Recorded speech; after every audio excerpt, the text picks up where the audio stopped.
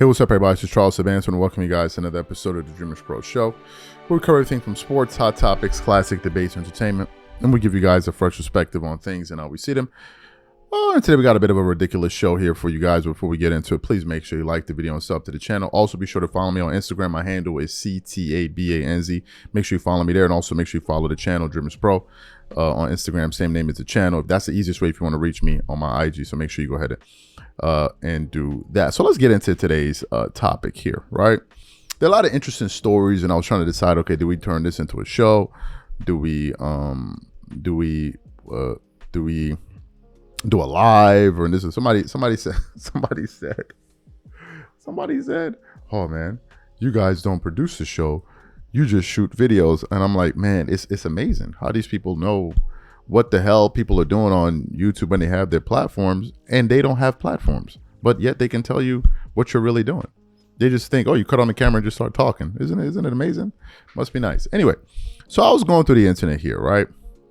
And I was coming across some pretty ridiculous stories.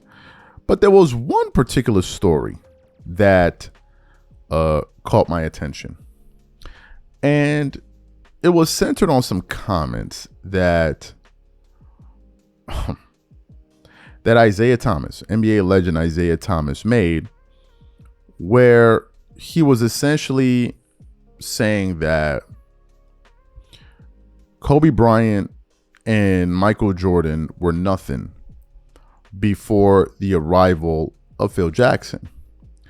And the reason I decided to respond to this particular show, because Isiah Thomas does say things from time to time and we don't always react to it, but the reason I decided to, I said, hey, you know what, let me go ahead and respond to this one, is because there's a narrative out there that's associated with this line of thinking, which is, you know, well, if LeBron had Phil Jackson, maybe LeBron would have 7-8 championships right now. So Michael Jordan and Kobe Bryant had the pleasure of, or the fortune, the good fortune of being coached by Phil Jackson. Now, it's important that I say the following.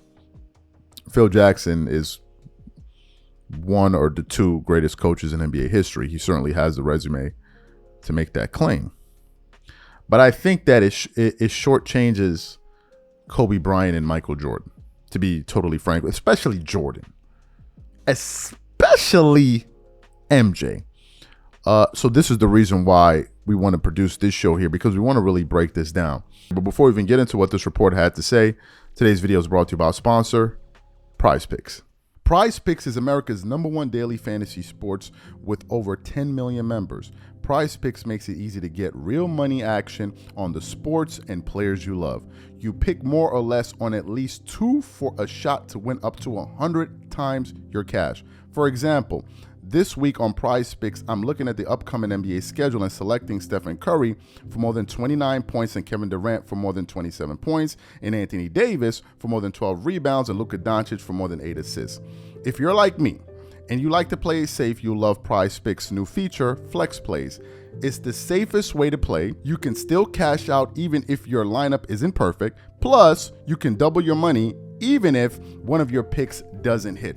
On top of this, Prize Picks puts their members first, so all withdrawals are fast, safe, and secure. When my picks hit, I can get my money as quick as in 15 minutes. So download the Prize Picks app today and use code CLNS to get $50 instantly when you play $5. That's code CLNS on Prize Picks to get $50 instantly when you play $5. You don't even need to win to receive the $50 bonus.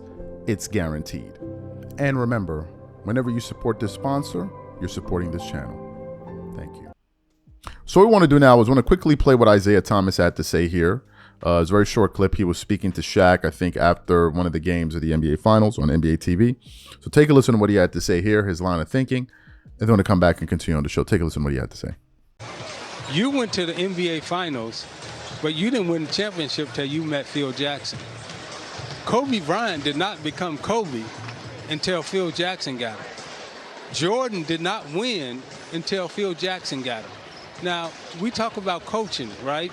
And he mentioned Chuck Daly, Phil Jackson, Pat Riley. Well, you got a coach in this series by the name of Rick Carlisle, 65 years old, and we saw him the other night run a triple stagger that that none of these OKC players hadn't seen before. So Rick Carlisle is bringing out some old school stuff. Some Boston Celtic players. Yeah. And you know, and all you need to do is get 2 points, right? So what they're doing now, again, OKC is playing against an old school offense, 5, 6, 7 players in double figures. Sometimes they come down and they don't even dribble the basketball in half court. They pass and move and cutting, and ain't no isolation, one-on-one, shake you, go left. You know, they pass and move and cutting, and this is a different type of style of basketball that Indiana is playing that OKC hasn't been used to playing against. So you heard what Isiah Thomas had to say. Obviously, he was trying to draw some parallels between what was going on there with the Pacers and all of that. Here's the reason why I think it was important for us to produce a show here to respond to these comments. It's just not true. It simply isn't true. Here are the facts.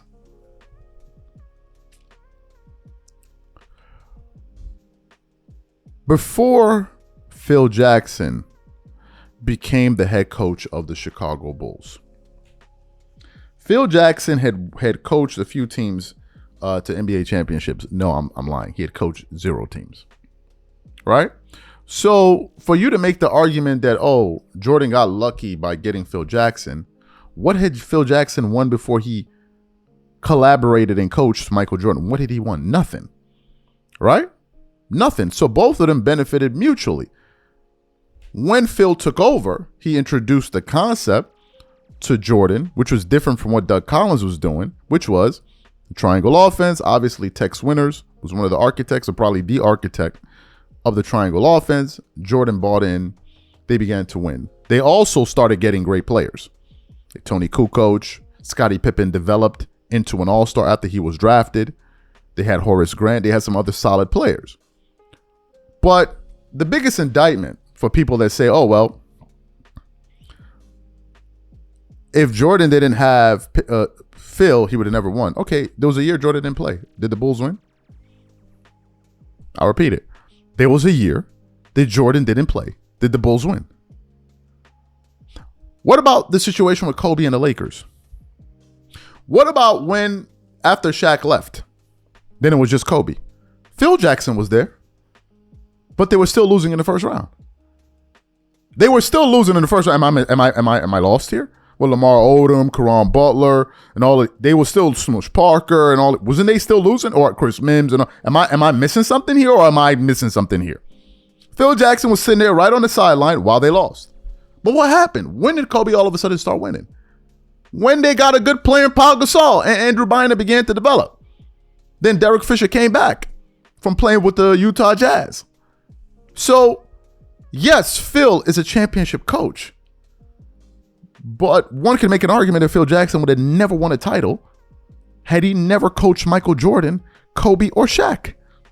Because the question is, what titles has he won outside of those guys? If you follow Kobe's career, you know that it was a collaborative process.